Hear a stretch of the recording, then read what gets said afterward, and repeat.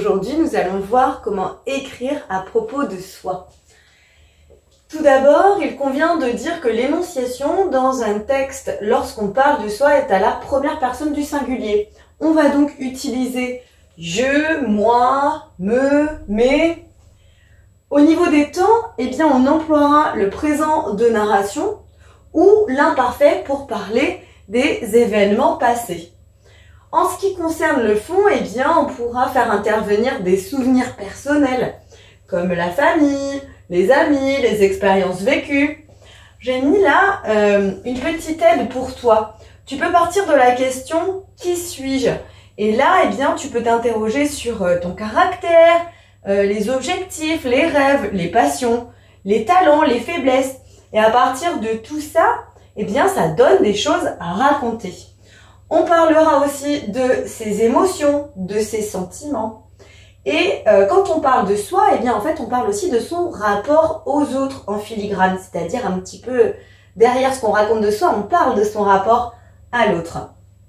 Les différentes formes qui permettent de parler de soi vont être le journal intime, évidemment, qui est un lieu de l'expression personnelle privilégiée, mais aussi la correspondance de lettres, puisque quand on écrit à quelqu'un, on se dévoile, on dévoile son intimité.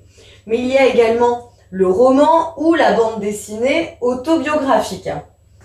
Justement, je pense qu'il est important de faire une petite différence au niveau de certains termes, comme l'autobiographie, qui en fait correspond à un moment où l'auteur va raconter sa vie et certains souvenirs, mais après coup.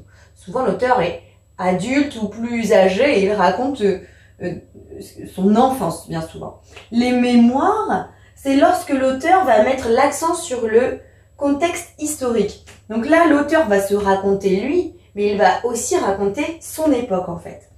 Alors que la biographie, attention, c'est différent. Là, vous avez un auteur, mais qui écrit la vie d'un autre, comme un personnage historique ou un personnage littéraire.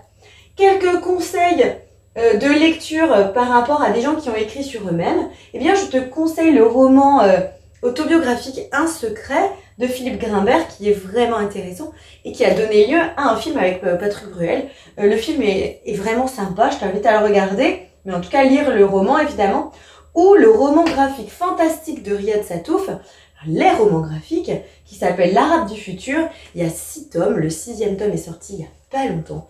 Et du coup, Riyad Sattouf, il raconte sous forme un peu de BD, mais vu que c'est une grosse bande dessinée, eh bien c'est ce qu'on appelle un roman graphique. Il raconte son enfance, son adolescence et même sa vie d'adulte, jusqu'à après le moment où il a eu le César pour son film Les Beaux Gosses. C'est fantastique. Donc vraiment, je t'invite à lire ça pour savoir comment on peut bien parler de soi. À toi de jouer à présent. J'ai mis au tableau un extrait donc du roman autobiographique Un secret de Philippe Grimbert que je vais lire. Ma vie d'enfant me fournissait chaque jour des tristesses et des craintes que j'entretenais dans ma solitude. Ces larmes, il me fallait quelqu'un avec qui les partager. Donc on va essayer de voir quels sont les éléments ici qui font que c'est un texte où eh bien l'auteur parle de lui. Donc par rapport à ce qu'on a vu dans la leçon tout à l'heure.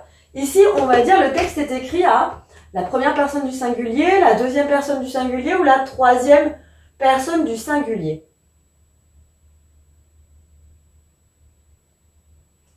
Là, si je fais attention, j'ai quand même beaucoup de marques énonciatives qui me donnent ces indications. Hop là, on est donc à la première personne du singulier et on avait dit que c'était un des indices. Le texte ici est écrit au passé simple ou à l'imparfait? Fournissait, entretenait, fallait, imparfait. On avait dit que quand on écrivait à propos de soi, eh bien, on écrivait au présent de narration ou à l'imparfait. Jusqu'ici, on est plutôt pas mal. Et que le texte traduisait des émotions. Alors là, on va essayer de les souligner. Ma vie d'enfant me fournissait chaque jour des tristesses. Hop là. Donc là, j'ai des émotions et des craintes. Donc, on a dit émotions et sentiments.